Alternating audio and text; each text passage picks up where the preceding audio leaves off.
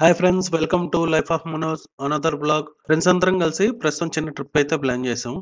ఎక్కడికంటే మంత్రాలయం వయా జోగులాంబ టెంపుల్ని దర్శించుకొని అక్కడ నుంచి మళ్ళీ మంత్రాలయం వెళ్తాం.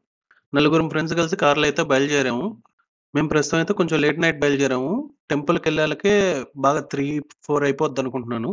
అక్కడే రూమ్ తీసేసుకొని ఫ్రెష్ అప్ అయ్యి ఎర్లీ మార్నింగ్ టెంపుల్ని దర్శించుకుంటాం. నలుగురు ఫ్రెండ్స్ కలిసి కార్లో పోతుంటే ఎలా ఉంటుందో మీకు తెలుసు, కొంచెం రచ్చరచ్చగా ఉంటుంది. చూసి ఎంజాయ్ చేయండి. వీడియో నచ్చితే లైక్ చేయండి, షేర్ చేయండి, సబ్స్క్రైబ్ మటుకు ఖచ్చితంగా చేసుకోండి. యాజ్ యూజువల్ గూగుల్ మ్యాప్ పెట్టుకొని వెళ్ళిపోతున్నాం అందరం. ఏం చెప్పావు సార్ అని చెప్పి మోసం చేస్తున్నారు ఈడ.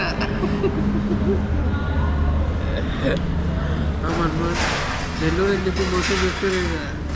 ఏ నెల్లూరు అయ్యే షాద్ నగర్ నెల్లూరు పేరు ఉండాల్సిందే. నెల్లూరా మజాక ఆర్డర్ ఏం చెప్పారు సార్ మీరు? వాళ్ళు ఏం చెప్తే అది తిన్నాం. అబ్బా ఇదిగోండి మదన్న, ఒకటి తీసుకోండి. అన్న ఒడియాలు కొట్టేస్తామండి.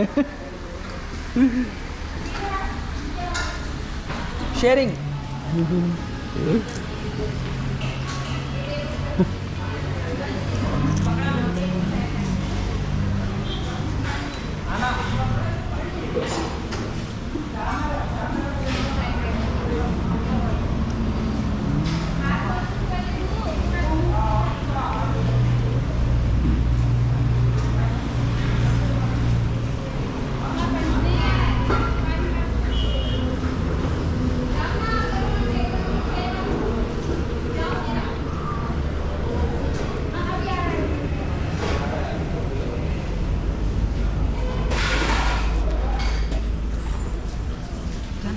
ఫంక్షన్ అయిపోయిన తర్వాత వచ్చేటప్పుడు అక్కడ సాగపడతాడు.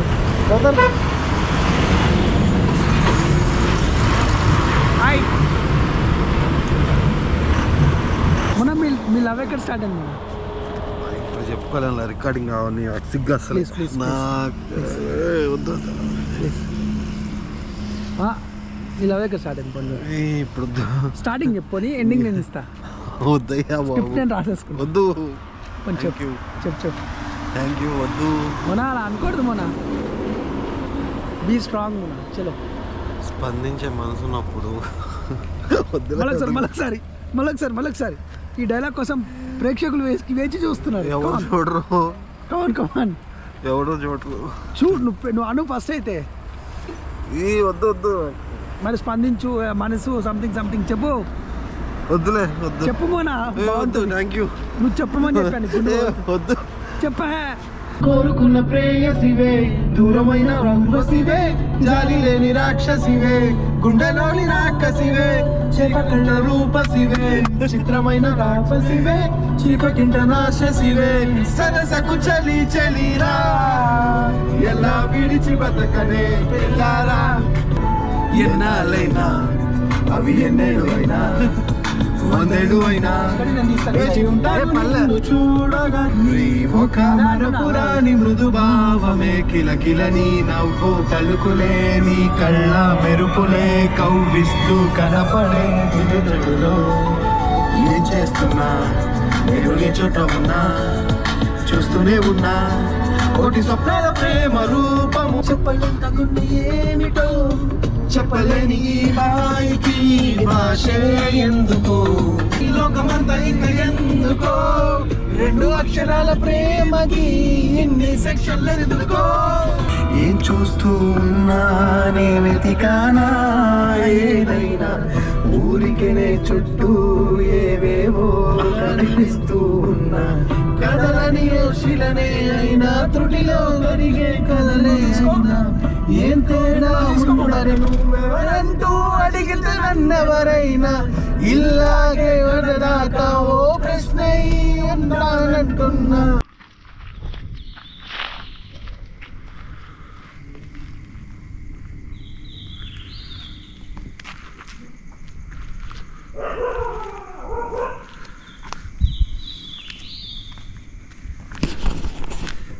ఎర్లీ మార్నింగ్ 3:30 అయింది.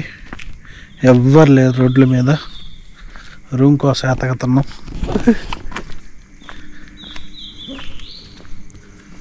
ఎక్కడే థ్రిల్లింగ్ ఉంటుంది ఈ టైంలో.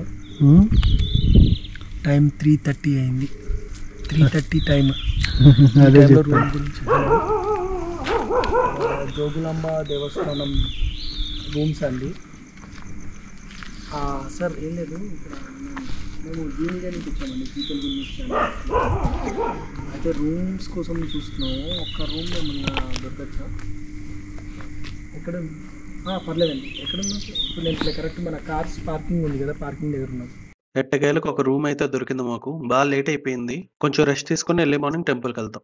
ఓకే గాయస్, టెంపుల్కి అయితే స్టార్ట్ అయిపోతున్నాం. మా ఫ్రెండ్ చూడండి ఎలా రెడీ అయ్యారు. 2 అవర్స్ అయితే రెస్ట్ తీసుకున్నాము. ఎర్లీ మార్నింగ్ అందరం ఫ్రెష్ అప్ అయ్యేసి టెంపుల్కి అయితే బయలుదేరేసాము. చూస్తున్నారుగా, అల్లంపురం జోగులాంబ టెంపుల్. అష్టాదశి శక్తిపీఠాల్లో జోగులాంబ టెంపుల్ ఒకటి. లోపలికైతే వీడియోగ్రఫీ అలో లేదన్నారు కాబట్టి వీడియో తీయలేదు. అమ్మవారు ఉగ్ర రూపంలో చాలా బాగున్నారు. టెంపుల్ కూడా చాలా పీస్ఫుల్గా ఉంది. మాకైతే చాలా దగ్గర నుంచి చూసే అవకాశం దొరికింది. నిజంగా ఎవరైనా వెళ్ళాలనుకుంటే ఖచ్చితంగా దర్శించుకోండి. జోగులాంబ ఆలయాన్ని దర్శించుకొని పక్కనే ఉన్న నవబ్రహ్మ ఆలయాన్ని దర్శించుకోవడానికి వెళ్ళాము. నవబ్రహ్మ ఆలయాల్లో నాకు ఇంట్రెస్టింగ్ గా అనిపించింది ఏంటంటే, ఇక్కడ చూస్తున్నారు కదా, శివాలయంలో స్వామివారి ముఖద్వారం ముందు కొంచెం విచిత్రంగా ఇలాంటి ఆకారాలు కనిపిస్తున్నాయి. చూస్తున్నారా? ఇలాంటివి మామూలుగా అయితే అమ్మవారి ఆలయాల్లో ఉంటాయి, పరాశక్తి ఆలయాల్లో. కానీ శివాలయంలో ఉండటం విచిత్రంగా అనిపించింది నాకు కొంచెం. మీకు ఎవరికైనా ఇలాంటి ఆకారాల గురించి తెలుసుంటే కామెంట్ చేయండి. నవబ్రహ్మ ఆలయాల్లో నేను ఇంట్రెస్టింగ్ గా గమనించింది ఏంటంటే, అక్కడ ఆర్కిటెక్చర్, వాళ్ళు ఈ టెంపుల్ ని కట్టిన విధానం, వాళ్ళు ఎంచుకున్న విగ్రహాలు, డిజైన్లు చాలా బాగా అనిపించింది. నేను ఇంకా గమనించింది ఏంటంటే, నాకు పైన కనిపిస్తుంది చూసారా, నేను ఫస్ట్ చూసి విష్ణుమూర్తి నాగుపాము ఆకారంలో ఉన్నాడు అనుకున్నాను. కానీ ఇంకొద్దిసేపు చూసిన తర్వాత నాకు ఎందుకో నాగబంధనంలా అనిపించింది. ఎందుకంటే పైన గోడల మీద ప్లస్ ముఖద్వారాల చుట్టూ కూడా నాగుపాము డిజైన్ లో అనిపించింది. ఎందుకో నాకు ఎక్కువ ఈ టెంపుల్స్ లో నాగబంధనం వేసారా లేకపోతే విష్ణుమూర్త అనేది అయితే కన్ఫ్యూజన్ ఉంది. మీకు ఎవరికైనా ఐడియా ఉంటే కొంచెం మెసేజ్ చేసి చెప్పండి. ఇక్కడ చూడండి, శివుడి చుట్టూ నాగుపాములో ఒక ఆకారంలో చుట్టూ ఉంది. చూసారా? గమనించారా ఎవరైనా? నాకు అందుకనే డౌట్ వచ్చింది. ఈ టెంపుల్ ఆర్కిటెక్చర్ మటుకు అద్భుతంగా అనిపించింది. విగ్రహాలు ఎంత మంచిగా ఉన్నాయి. అసలు నాకు అర్థం కానిది ఏంటంటే, మెయింటెనెన్స్ లేదు ఇక్కడ. అసలు ఈ టెంపుల్లో కనీసం వెలుతురు లేదు, ఏం మెయింటెనెన్స్ లేదు, అట్టు వదిలేశారు. ఇంత మంచి టెంపుల్, ఇంత మంచి విగ్రహాలు, ఆర్కిటెక్చరు ఎంత కష్టపడి కట్టుంటారు. కొంచెం మెయింటెనెన్స్ ఉంటే ఎంత బాగుండేది. అసలు టూరిజం పరంగా మన తెలంగాణ, ఆంధ్రప్రదేశ్లో ఎన్ని గుళ్ళు ఉన్నాయి, ఎన్నో పురాతన గుళ్ళు ఉన్నాయి మన దగ్గర. కానీ మెయింటెనెన్స్ ఉండదు. టూరిజం పరంగా పెద్ద పట్టించుకోరు. ఆ 4-5 ప్లేసులే చూస్తారు. ఇంత మంచి టెంపుల్స్ ని ఎందుకు పట్టించుకోరో నాకు అర్థం కాలేదు. ఇక్కడ చూడండి ఎన్ని శివలింగాలు ప్రతిష్ఠించారు. చాలా వరకు ముస్లిం రాజులు టెంపుల్ ని అయితే డ్యామేజ్ చేశారు. వాళ్ళ వల్ల కూడా కాలేదు. ఎందుకంటే అన్ని విగ్రహాలు చూడండి, శివుడు తాండవం ఆడుతున్న రూపం. మళ్ళీ ఈ టెంపుల్ పక్కనే మసీద్ ఉంది. తెలంగాణ, ఆంధ్ర వాళ్ళకైతే ఇది 1 డే ట్రిప్. ఎందుకంటే కరెక్ట్ గా బోర్డర్ లో ఉంటుంది కాబట్టి 1 డే ట్రిప్ ఎవరైనా అనుకున్న వాళ్ళు ఖచ్చితంగా వచ్చి దర్శించుకోండి. శక్తిపీఠం కానీ, శివాలయాలు కానీ చాలా అద్భుతంగా ఉంది ప్లేసు.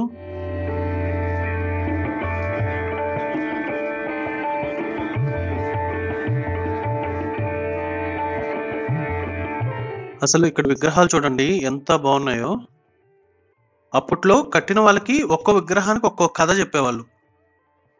ఇప్పుడు మనం అర్థం చేసుకోవడం చాలా కష్టం.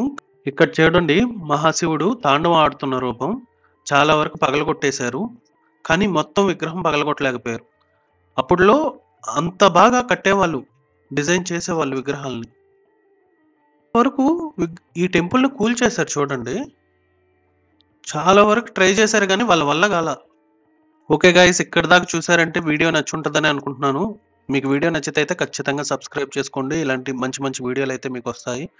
లైక్ చేయండి. మీకు ఏమైనా డౌట్స్ ఉన్నా, లేకపోతే మీకు ఏమైనా ఇన్ఫర్మేషన్ ఉన్నా, మీకు ఏమైనా మీ చుట్టుపక్కల మంచి టెంపుల్స్ ఉన్నా, ఏమున్నా విజిటింగ్ ప్లేసెస్ ఖచ్చితంగా కామెంట్ చేయండి. నేనైతే విజిట్ చేయడానికి ఖచ్చితంగా ట్రై చేస్తాను. జనాలకి దూరపు కొండలు నునుపన్నట్టు ఎక్కడెక్కడికో పోతారు. మన చుట్టుపక్కల ఇంత మంచి టెంపుల్స్ ఉంటే కొంచెం గవర్నమెంట్ కూడా చొరవ తీసుకుని ఇలాంటి టెంపుల్స్ని కొంచెం మంచిగా ఆర్గనైజేషన్ లేకపోతే మంచిగా చూసుకుంటే చాలా బాగుంటుంది. ఎందుకంటే టూరిజం కూడా బాగా పెరుగుతుంది. ఎక్కడెక్కడ దేశాల నుంచో మన టెంపుల్కి వచ్చి చూస్తున్నారు వాళ్ళు. ఇక్కడ ఆర్కిటెక్చర్ కానీ, ఇక్కడ కల్చర్ని కానీ వాళ్ళు అలవాటు చేసుకుంటున్నారు. మన వాళ్ళు కొంచెం శ్రద్ధ పెడితే ఖచ్చితంగా డెవలప్ అవుతాయి మన చుట్టుపక్కల టూరిజం కూడా. టూరిజం అనే కాదు, మన కల్చర్ని ప్రమోట్ చేయాలి మనం కూడా.